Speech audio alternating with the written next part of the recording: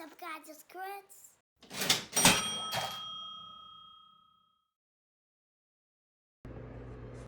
What's up, guys? It's Chris. You're watching Plumbing Explained, and this is Unclogged episode 24. Thanks for watching another episode of Unclogged. If you're new to the channel, make sure that you subscribe, you have your notifications set to on, and you leave a like on the video. Leave a comment down below. Let us know how you enjoyed the video, if it helped you in any way. If you have any questions, I'd love to answer questions. Just leave a comment down below and we will interact. So I'm going to go ahead and run some water so I can back the line up. That way when I'm unclogging this line through the overflow, I'll know exactly when I hit the clog and when I've pushed through the clog. I've got a nice thick rubber mat laying down in this tub that I'm working off of to make sure that I don't damage the customer's tub in any way. Being that this call was in the third story condo of a triplex condo unit, I figured the bare flex shaft would be perfect application for this. It's easy, light, easy to run up the stairs. All I had to do was run up my Milwaukee drill and this little light flex shaft, but unfortunately I wasn't able to get it to drop down through the overflow. It had this three-prong Mercedes-Benz style overflow, and I just couldn't get the flex shaft knocker to fit its way through. I didn't want to break it or damage it, so I figured might as well just go grab baby Huey, my little Spartan Model 81, and I swapped off my 5/16 drum for my 1/4 inch drum, and here we go. Watch how quickly we get through this clog with the 81. It's gurgling. We're going to start to get our whirlpool going here, and the water's going to drop right about now. It's always satisfying to watch the water drop. I've been trying to get those shots for you guys more lately. So the Model 81 is a relatively quiet machine. Oftentimes you can barely hear it running. Right now, because it's going down a waste and overflow, obviously you're hearing a lot of clicking. There's a lot of dead space in the wall there for it to echo in. And for whatever reason, my 1/4 inch drum is louder than my 5/16 drum. I'm not sure why. Maybe because it's lighter or older. I'm not exactly sure why. But the 5/16 drum, you can barely hear it when I'm running it. And this machine can be ran in any angle, direction, upside down, on its back. I like to stick it on its back when I'm running it through laundry drains. Typically I'll use the 5/16 cable for a laundry drain. I only use the 1/4 inch cable for tubs, showers, and lav sink drains. Maybe like a urinal drain if I can get it through. But in all honesty, even for tubs and showers, if I can, I'd normally use the flex shaft because it cleans it quicker, it cleans it more thorough.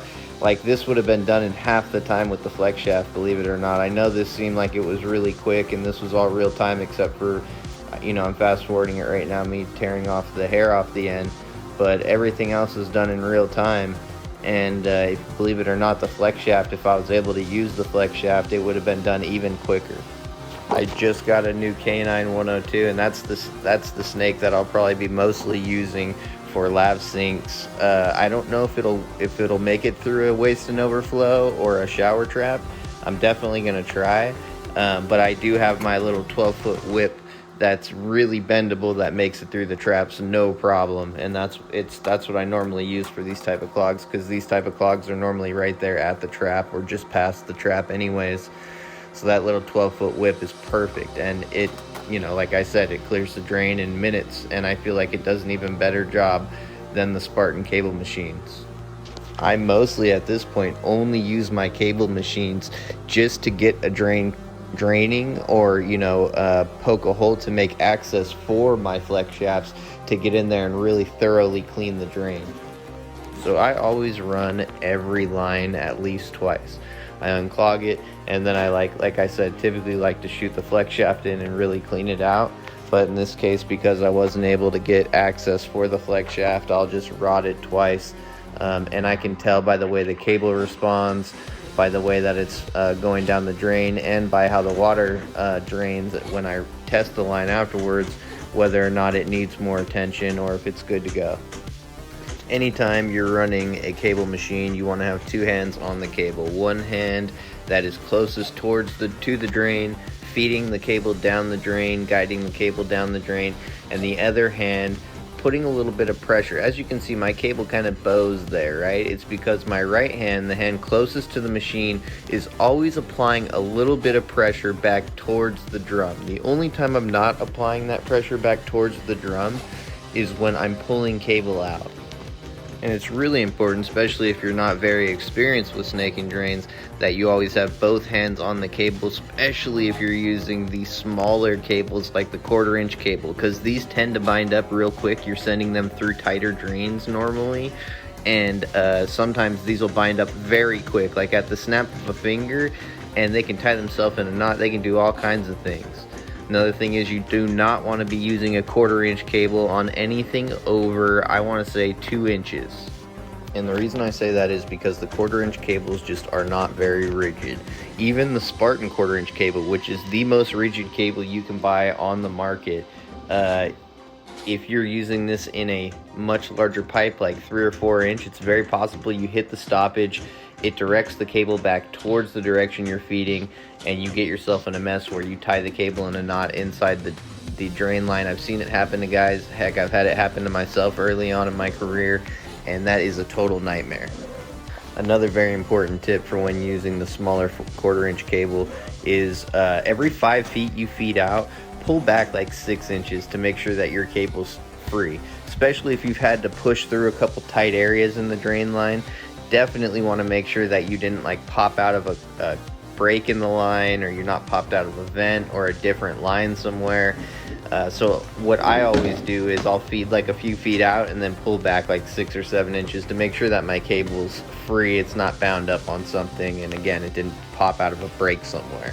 Thankfully, I bought that thick rubber mat from Home Depot. I bought like 2 of them. I got them custom cut, and they're perfect for laying in tubs for my Model 81. Normally I have all the rubber feet for that thing, but for some reason that front one keeps popping off and I keep losing it, so thankfully I've got that rubber mat to protect my customer's property. Now always if you can, run hot water after snaking a drain. It will really help just break down all the gunk you just knocked off of the drain walls, especially if you bend the tip of your cable into like a hockey stick like I do. Running some hot water afterwards will just really help you clean the line even more. It's like just like a 1-2 punch. You went in, you knocked everything down, you pushed all of it out into a bigger line, pulled most of the chunky stuff back, the hair and stuff like that, and then you have the hot water that just moves it all out. It's really nice. It'll melt it all down. It melts all the makeup and soap and just everything that goes down that drain. The hot water melts it all down. When the work is complete, make sure that you clean the area up with some disinfectant spray. Make it nice and tidy. Make it look like you were never there. It shows that you care about what you do. Your customers will be happy. You'll get a nice Yelp review like this. All right, take care, guys. Drain being a pain, the brown won't go down. Time to deploy Uncle Elroy. He's got the longest snake around. Need to clear your pipes without any gripes. Oh, Uncle Elroy's the guy for the job. He's getting shit done without being a slob. So give the man a like and go and hit subscribe. It's gonna save you money, save you time. He'll teach you how to plumb and won't charge a dime.